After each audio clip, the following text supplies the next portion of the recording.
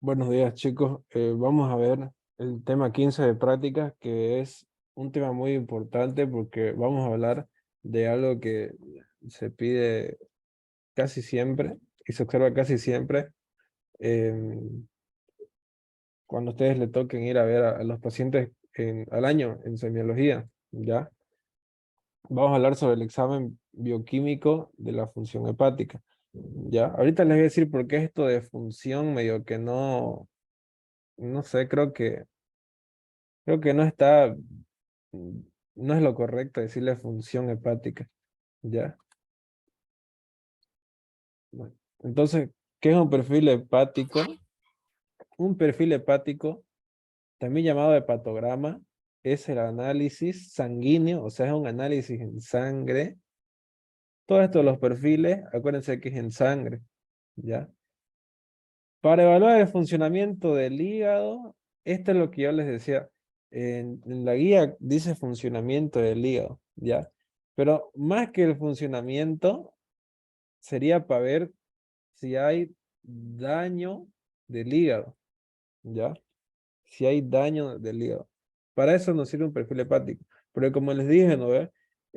Si las enzimas que son intracelulares, que están dentro de los hepatocitos, las empezamos a pillar en valores elevados en sangre, eso nos dice que hay una destrucción masiva de hepatocitos, ¿no ve?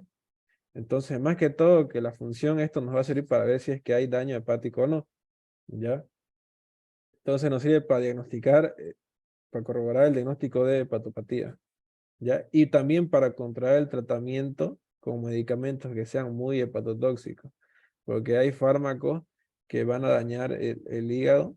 Entonces, para ver si es que el fármaco está provocando daño o no en el hígado, podemos utilizar, podemos evaluar a esta persona, podemos hacerle un hepatograma en cierto tiempo, ponerle 2 veces a la semana, para ver si es que el fármaco está o no dañando el hígado, ¿ya?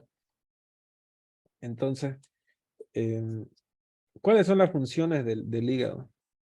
Las funciones del hígado son un montón ya, pero aquí están resumidas en 5. Síntesis de proteínas plasmáticas, especialmente las que tienen que ver con la coagulación, ¿no ve? Porque si hay una hepatopatía, em, el tiempo de protrombina, el tiempo de coagulación, todos esos valores van a estar alterados, ¿ya? Porque el hígado es el que se encarga de sintetizar esas proteínas. Luego tenemos el que sirve como almacenamiento de hierro. El hierro se almacena en forma de ferritina, ¿no ve? En el hígado. Ferritina, síntesis de vitaminas y glucógeno. Por ejemplo, la vitamina K, que es importante para que funcionen correctamente la cascada de la coagulación. También producción de lipoproteínas. Sobre todo, la más importante de estas lipoproteínas es los ácidos biliares, ¿ya? Más que la bilis serían los ácidos biliares. Ácidos biliares y colesterol, ¿ya?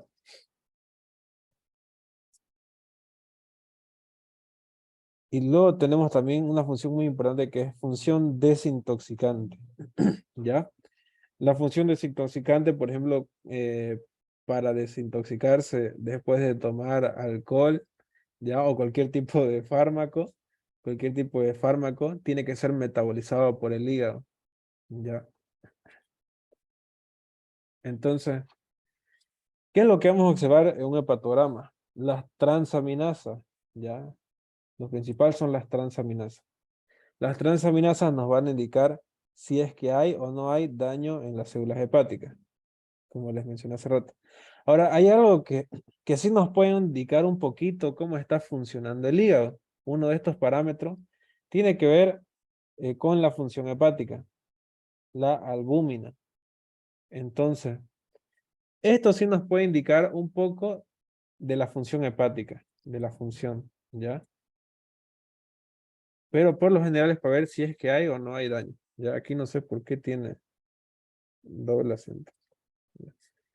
Entonces, ¿cuánto es el valor normal de la albúmina? ¿Quién sabe? En sangre.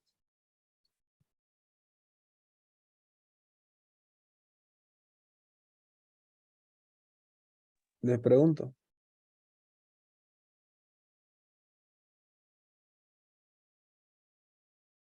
Lovera, Sería de 3,5 a 4,8. ya, está bien. Entonces, a ver, sí, está bien. Entonces la albúmina, si está disminuida la albúmina, si está disminuida la albúmina, tenemos que pensar principalmente en dos cosas. O el hígado está mal, hay una hepatopatía, o se está eliminando grandes cantidades por orina, que tiene que ver con el síndrome nefrótico, ¿no es que me cansé de decirle?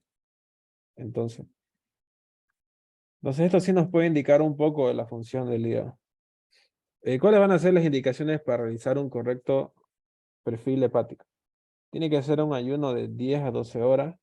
Tiene que mantener su dieta. O sea, tiene que comer como lo hace todos los días para que no salgan malos resultados. No tiene que tomar alcohol, obviamente, en un día. Más que todo, un día antes no puede tomar alcohol. No tiene que realizar ejercicio. Y no se puede realizar cuando la persona tiene fiebre. ¿Ya? Auxi, disculpa una pregunta. Ya. ¿Por qué no realizar ejercicio?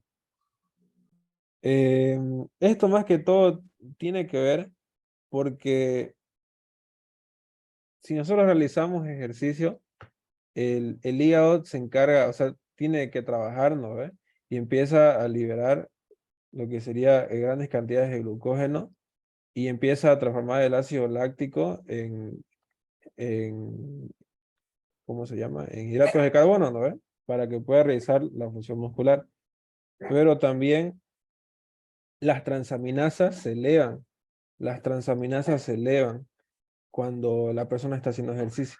Ya pueden elevarse discretamente. Gracias, Auxi. Sería, por así decirlo, una causa fisiológica en la cual se puedan elevar estas transaminasas. Pero esa elevación puede alterar, obviamente, la, el patograma. Entonces, estos valores normales se los tienen que saber de memoria. Yo les dije, ¿no? Que todos los valores que dé la doctora, como está en su guía, tienen que saberlos porque les puede preguntar. ¿Ya? Sería bueno que le saquen una foto, porque ahorita vamos a trabajar con estos valores. Yo en mi año me hice una hojita, o sea, lo copié esto en una hoja y, no sé, lo repasaba una vez al día, o sea, ya, para tratar de aprendérmelo de memoria, porque estos valores de todos modos varían, ¿no? Según el laboratorio donde se realiza la prueba. Y otra vez les recalco, este UI, ¿no ve? UI por litro, significa unidades internacionales por litro. Unidades internacionales por litro. Ya no se vayan a olvidar.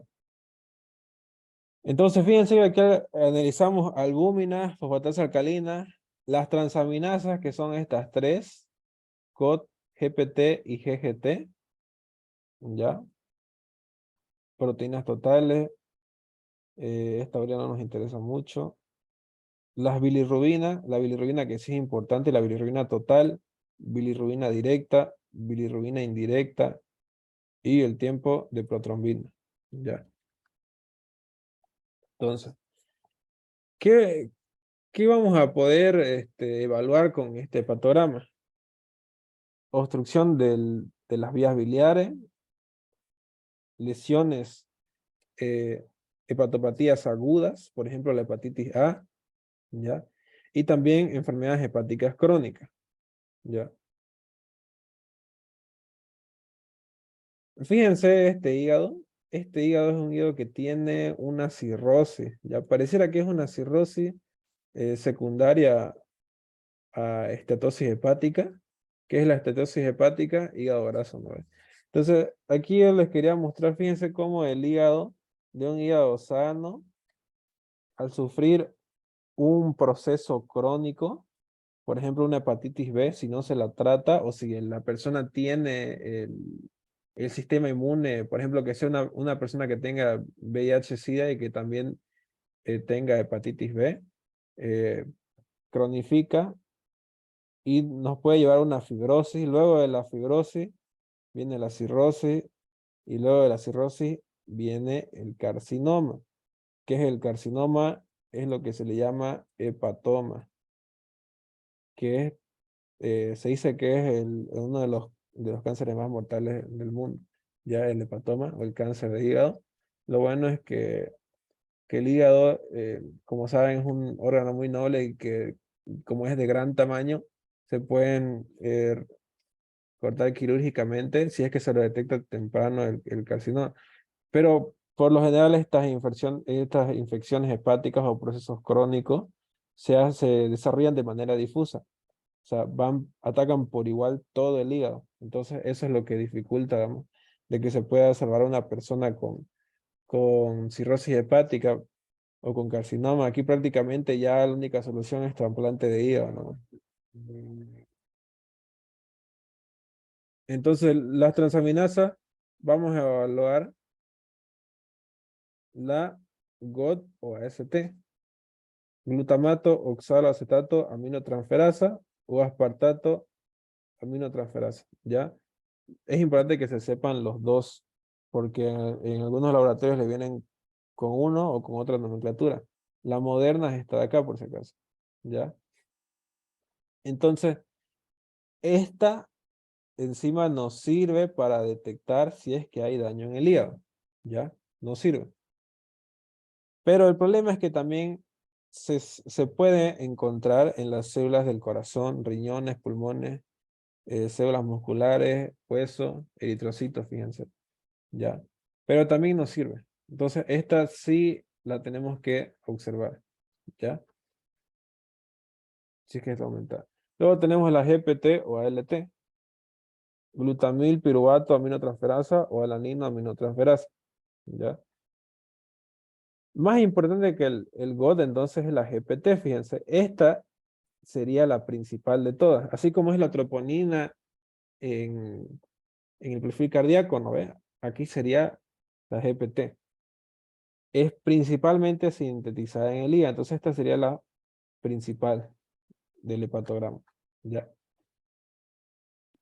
Ahora, ¿qué es una coléstasis? Coléstasis es la formación de cálculos en la vesícula biliar. Esta es una vesícula biliar, fíjense, llenita de piedras, como se dice, llenita de cálculos.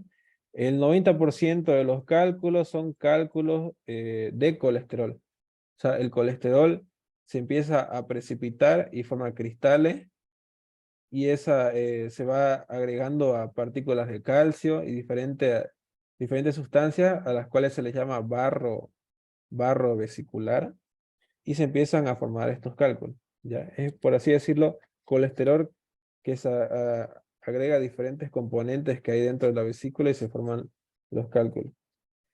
Entonces, ¿qué es importante fijarnos en una coléstasis, en el hepatograma? Para corroborar un diagnóstico de coléstasis, tenemos que fijarnos la bilirrubina directa. ¿Ya? Si la bilirrubina directa está aumentada, entonces pensamos en coléstasis. ¿Qué es FAL? Fosfatasa alcalina. ¿Ya? Y fíjense que aquí tenemos la tercera transaminasa, la GGT. Miren, si yo les pregunto, o la doctora les pregunta, ¿cuáles son los parámetros más importantes del hepatograma que tenemos que observar en una coléstasis? Son tres: bilirrubina directa, fosfatasa alcalina, gamma glutil transferasa. ¿Ya? Estos tres son los principales de las coléstasis. Y aquí les puse una placa, cómo se ven los cálculos. Fíjense, entre medio del parénquima de la vesícula. ¿Ya? Y aquí les puse, esta es la maniobra de Prong, así se escribe Prong. Fíjense cómo tenemos que poner, primero ubicamos el reborde inferior de la parrilla costal, ¿no ve? Después acercamos las manos y vamos a utilizar los dedos gordos, el pulgar, y tenemos que presionar con los dos dedos pulgares por debajo del reborde costal, obviamente a nivel del hipocondrio derecho, porque ahí es donde se encuentra la vesícula biliar, ¿no ve?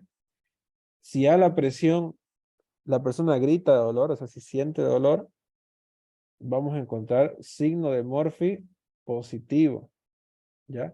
Y este signo de Murphy se tiene que evaluar en diferentes posiciones. O sea, hay que poner primero a la persona como está aquí en esta imagen, en decúbito supino, luego en decúbito dorsal. O sea, hay que mover a la persona y volver a realizar la maniobra porque tenemos que asegurarnos de que el dolor sea localizado. Porque como la vesícula no tiene un gran tamaño, el dolor simplemente va a ser en un punto. A este punto se le llama punto de Murphy, ya igual que el signo punto de Murphy. Que en este caso yo puse la maniobra de Prong, ya que es la que, o sea, yo pillo que es la más útil. Ya, fíjense que es bimanual con las dos manos. Hay otra maniobra que es con una mano nomás. Ya, pero ahí más me gusta esto, la de Prong. Entonces, ¿qué es signo de Murphy positivo? Dolor al comprimir el- la vesícula biliar. ¿Ya? Esto sería, mm, en el caso, no es una colestasis, este sería en el caso de una colecistitis, ¿ya? Por eso lo puse colecistitis. En el caso de que hay una infección en la vesícula biliar, ¿ya? Más adelante vamos a hablar de esta colecistitis. La ictericia. ¿Qué es la ictericia? Coloración amarillenta de la piel, ¿no? ¿Ve? Piel, mucosa, también en la esclerótica, ¿ya? Entonces, ¿qué es lo importante? Este signo, porque es un signo, es fácil de reconocer, pero no les digo que es tan evidente como en esta imagen. Fíjense, en esta imagen se ve completamente amarilla la persona, ¿no ve? Eh, pero hay personas que tienen ictericia y que apenas se le nota. ¿Dónde no le vamos a apelar al fijarnos en las ictericias? En los ojos. En los ojos donde más claramente podemos observar este signo, ¿ya? Entonces, para que haya ictericia, la bilirrubina total tiene que ser mayor a 2,5 miligramos por decilitro, ¿ya? Se dice que si esta bilirrubina total es mayor a 2,5, donde primero vamos a observar la coloración amarillenta es en la esclerótica, ¿ya? En los ojos, fíjense como en esta imagen. Y para que se note en toda la piel, tiene que ser por lo menos de 7 miligramos por decilitro, para que se note en la piel, ¿ya? Entonces, por eso es más preciso fijarse en los ojos, ¿ya? ¿Por qué ahora, por qué se torna esta coloración amarillenta? Porque los pigmentos de bilirrubina tienen tropismo, o sea, tienen afinidad por la elastina, por esta proteína, ¿ya? La elastina, ¿ya? ¿Y cuáles son los tejidos ricos en elastina? La piel y la esclerótica. Por eso es que tiñe estas, estas partes de nuestro cuerpo, ¿ya? Que tiene afinidad por la elastina. Bueno, aquí están los valores normales. Eh, el valor normal es 2,5, hasta 2,5 es el límite, ¿ya? Y si es mayor a 2,5 ya hay ictericia. Ahora, la ictericia puede ser de causa prehepática, hepática o poshepática, ¿ya? Las causas prehepáticas, o sea, antes del hígado, ¿por qué una persona va a tener ictericia prehepática? Por causa prehepática, por hemólisis, ¿ya? Yo les dije, ¿no? De que prácticamente el pigmento de bilirrubina, la bilirrubina, ¿no ve? es el desecho de los glóbulos rojos, ¿no ve? Entonces, si la persona tiene una anemia hemolítica en la cual hay una gran destrucción de glóbulos rojos, ¿no ve? Eh, o cualquier patología que provoque hemólisis, nos va a provocar aumento de la bilirrubina. Pero en este caso, la bilirrubina que va a predominar, ¿va a ser la directa o la indirecta? ¿Qué creen ustedes? ¿La directa o conjugada o indirecta o no conjugada? En el caso de hemólisis, antes de que llegue al hígado, antes de que se conjugue. La que va a estar elevada va a ser la bilirrubina indirecta, ¿no? Indirecta. En las causas hepáticas, aquí puede variar, ¿ya? Aquí en las causas hepáticas puede estar elevada la directa o la indirecta.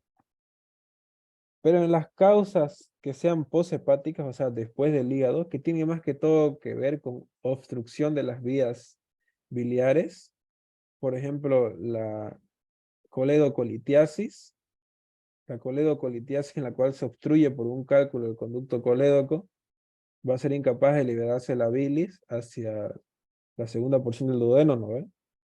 Entonces, esa bilis, que ya es, perdón, esa bilirrubina, que ya es bilirrubina conjugada o bilirrubina directa, que tiene la capacidad de ser hidrosoluble, esa nos va a provocar la ictericia, ¿ya? Y aquí está esta escala de Kramer, que no es en adultos, ¿ya? Es en neonatos. Solo acá lo pusieron a Homero porque es de color amarillo. No es en adultos, solo es en neonatos, ¿ya? Y en los neonatos podemos observar que la ictericia comienza en la cabeza y a medida que va aumentando en sangre, va teniendo todo el cuerpo, fíjense, de arriba hacia abajo, ¿ya? Pero es en neonato. ¿Tienen alguna duda hasta acá?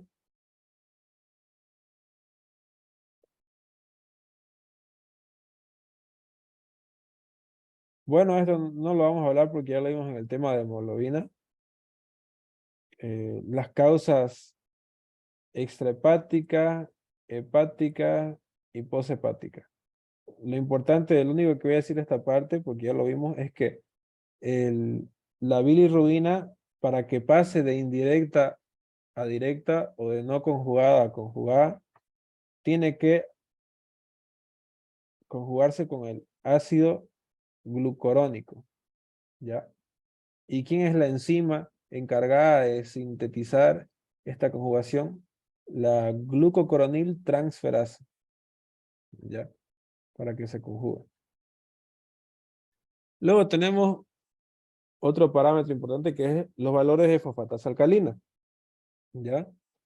Esta fosfatasa alcalina, donde la podemos observar principalmente, como les dije hace rato, es en obstrucciones de las vías biliares, en litiasis biliar, ¿ya? Fosfatasa alcalina. Entonces, fíjense, es una enzima principal marcadora extrahepática o poshepática. Pero fíjense que también puede ser intrahepática. Pero lo principal es que se observe elevada en causas poshepáticas, por ejemplo, obstrucción por cálculos, ¿no ve? Entonces, el problema es que esta fosfatasa alcalina también se va a sintetizar en hígado, en hueso, en placenta, intestino. O sea, hueso, placenta, intestino. Pero fíjense que no es que se produzca en tantos tejidos del cuerpo, o sea, por eso la tomamos en cuenta, también es importante. Pero sobre todo, ¿en qué resalta más? En litiasis biliar, no se olviden. Y luego tenemos el tiempo de protrombina, ¿ya? Un rato.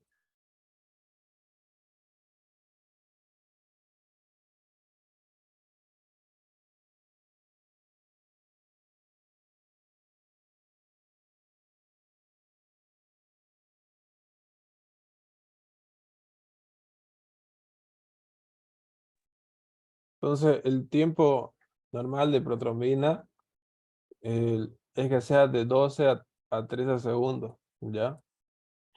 ¿Cuándo va a haber un tiempo prolongado esta protrombina. Como saben, es una proteína encargada de coagular la sangre, ¿no ve? De la cascada de la coagulación. Entonces, ¿cuándo este tiempo va a ser mayor a 3 segundos? Cuando la persona esté con anticoagulantes orales, por ejemplo, el ácido acetil salicílico o como le llaman la aspirina, ¿no ve? Cuando tenga alguna hepatitis aguda, cualquier patología hepática puede prolongar el tiempo de protrombina, porque como el hígado está siendo dañado, la producción, la síntesis de protrombina en el hígado va a estar alterada. Ya entonces eso nos puede provocar trastornos en la coagulación. Por ejemplo, en una hepatitis aguda, en una hepatitis crónica, que sería eh, de peor pronóstico. Eh, y aquí está, esto es importante, defectos de los factores de la cascada de la coagulación. Ya. ¿Qué patologías podemos ver que provoquen defectos de estos factores? La hemofilia. ¿Ya? Hay varios tipos de hemofilia. Esto se los voy a dejar como tarea. Hemofilia tipo 1, 2, ¿ya? En sí, estas patologías son de causa hereditaria, en las cuales va a faltar alguno de estos factores. Puede faltar el 5, puede faltar el 2, el 7, entonces ya la cascada de la coagulación ya no se realiza de manera normal, ¿ya? Y eso nos puede provocar alteraciones en el tiempo de protrombina. ¿Tiene alguna duda hasta acá? Auxi, yo tengo una duda, disculpe, Ya. acerca de la bilirrubina. Ujú. Hay pacientes que tienen cirrosis alcohólica, pero la bilirrubina aún no está en valores, por así decirlo, elevados. Simplemente están normales o un poco bajos y quisiera saber cuánto tiempo tomaría para que la bilirrubina se alterase. La verdad que no sé, mira, eso puede variar, digamos. Incluso en procesos que son crónicos, puede llegar a desaparecer la ictericia, o sea, la bilirrubina puede bajar, digamos. En vez de que se eleve, puede bajar. Em, no, eso no sabría cómo decirte la verdad. Mm, Ujú. ya, Ya, gracias. no, eso no sabría. Depende harto, ¿no? Entonces, ahorita acabamos de observar todos los valores que vamos a analizar en un hepatograma, que no son muchos. Y a comparación de los de perfil cardíaco, fíjense que acá todos son importantes. ¿Ya? Las transaminasas, la bilirrubina total, la indirecta, la directa, tiempo de protrombina, o sea, todas son importantes. Ya no hay una que digamos, la fosfatasa alcalina, no hay una que digamos que así, por ejemplo, como la mioglobina, digamos que, o lactato de cirogenasa, que en el perfil cardíaco no era tan importante. En este caso, casi todas son necesarias. Ahora lo que vamos a ver son en qué patrones, o sea, en qué tipos de enfermedades van a estar elevadas ciertas de estas transaminasas o diferentes enzimas que vimos. ¿Ya? Tenemos 6 patrones. 1, 2, 3, 4, 5 y 6, ¿no? ¿Ve? Entonces, patrón 1, síndrome de Gilbert o hemólisis. ¿Ya? Patrón 2, hepatitis aguda. 3, crónica. 4, hepatitis alcohólica o cirrosis hepática. 5, el patrón obstructivo. Y 6, obstrucción parcial. ¿Ya? Lo más importante son estos 5. El 6 no es tan importante. Los principales son estos 5. ¿Ya? Vamos a empezar con el patrón 1. El patrón 1 nos indica de que va a haber en una enfermedad que se llama síndrome de Gilbert. Síndrome de Gilbert. ¿Qué es el síndrome de Gilbert? Es un trastorno hereditario en el cual va a haber una alteración en la conjugación, ¿ya? Acuérdense que la bilirrubina, para pasar de ser no conjugada a conjugada, tiene que conjugarse con el ácido glucurónico, ¿no ve? Con el ácido glucurónico, ¿no ve? ¿Y qué enzima es la que se encarga de catalizar esa función? La glucocoroniltransferasa.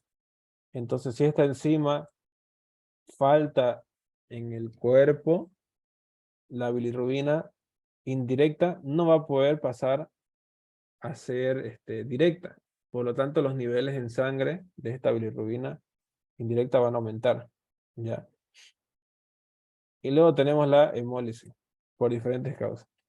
Pero este síndrome de Gilbert sería bueno que lo vean, que lo busquen en internet. ¿Ya? También sería bueno, a ver, se lo voy a dar para que ustedes busquen, ¿por qué los neonatos, por qué hay neonatos que nacen y sufren de ictericia? Ya, o sea, ¿por qué nacen amarillos? Entonces, en el patrón 1 simplemente vemos que la bilirrubina indirecta va a estar aumentada. Es lo único que nos interesa. Ya. El síndrome de Gilbert, yo lo he visto que es como pregunta de examen, pregunta a la doctora qué es el síndrome de Gilbert, en qué patrón se encuentra. Ya. Segundo y más importante, yo creo, y más frecuente, la hepatitis aguda. Hepatitis aguda principalmente de causa viral, lo que llamamos hepatitis A, ¿no? La hepatitis A o hepatitis que sean tóxicas, por ejemplo, por fármaco, o que sean secundarios a una insuficiencia cardíaca. Hay algo que se llama el hígado cardíaco, creo que es hígado cardíaco, que es cuando el hígado se afecta secundariamente a una insuficiencia cardíaca, ¿ya? Esto yo se los podría explicar a profundidad, pero no nos va a dar el tiempo. Simplemente quédense con eso, de que el hígado falla secundariamente a una insuficiencia cardíaca, ¿ya? Entonces, eh, ¿qué vamos a observar en este patrón? Transaminasa. Fíjense que la GPT, ¿se acuerdan que era la principal del hígado, no? La más importante, por así decirlo. Entonces, las transaminasas van a estar elevadas. GPT y GOT, las dos van a estar elevadas.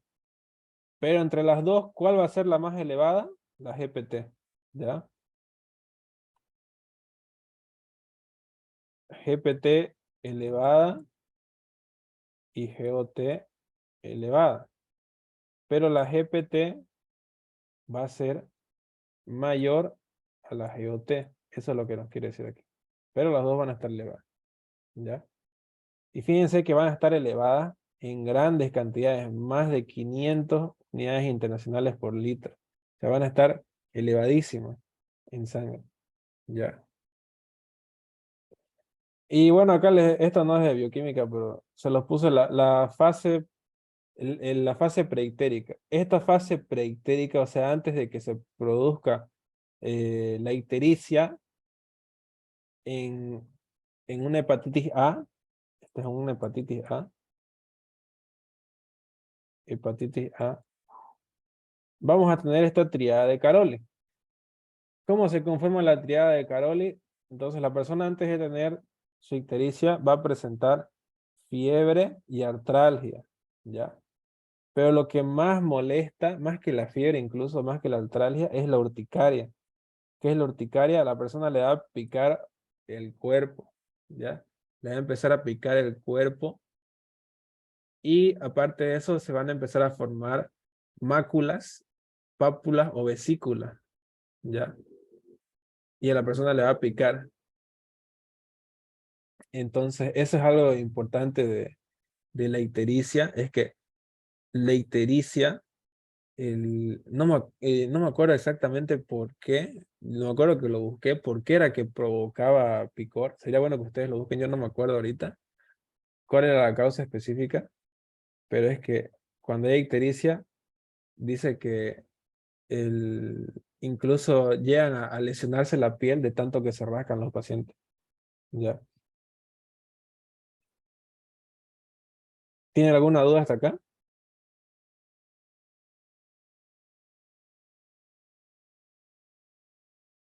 Entonces, el patrón 3 que se refiere a la hepatitis crónica, las bilirrubinas pueden aumentar ambas, pero la principal va a ser la bilirrubina directa. Ya como el hígado está sufriendo daño la bilirrubina va a aumentar en sangre, ¿ya? Más importante que la bilirrubina, ¿sí? En este patrón lo que tenemos que fijarnos son las transaminasas. Lo mismo que vimos hace rato, las dos van a estar elevadas, GPT va a ser mayor a GOT, pero fíjense que ya los valores de estas dos transaminasas ya no van a ser mayor a 500, como lo es en una aguda, ¿no ve? Ya no van a ser tanto la elevación, sino que va a ser menor a 300, fíjense que va a ser leve la elevación. Todo proceso crónico del hígado va a provocar elevación de las transaminasas, pero no va a ser una elevación tan significativa como el proceso agudo, ¿ya? Eso grábenselo. Cuando es crónico, la elevación es más leve, por así decirlo. Está elevado, pero no tanto como un proceso agudo. ¿Qué ejemplo es el principal de hepatitis crónica? La hepatitis B, ¿no? La albúmina va a estar disminuida, o sea que ya está empezando a fallar el hígado. Y si la albúmina está disminuida, lo más probable es que la persona tenga edema, ¿no ve? Entonces, ya se va a cortar. Van a entrar al mismo link, ya.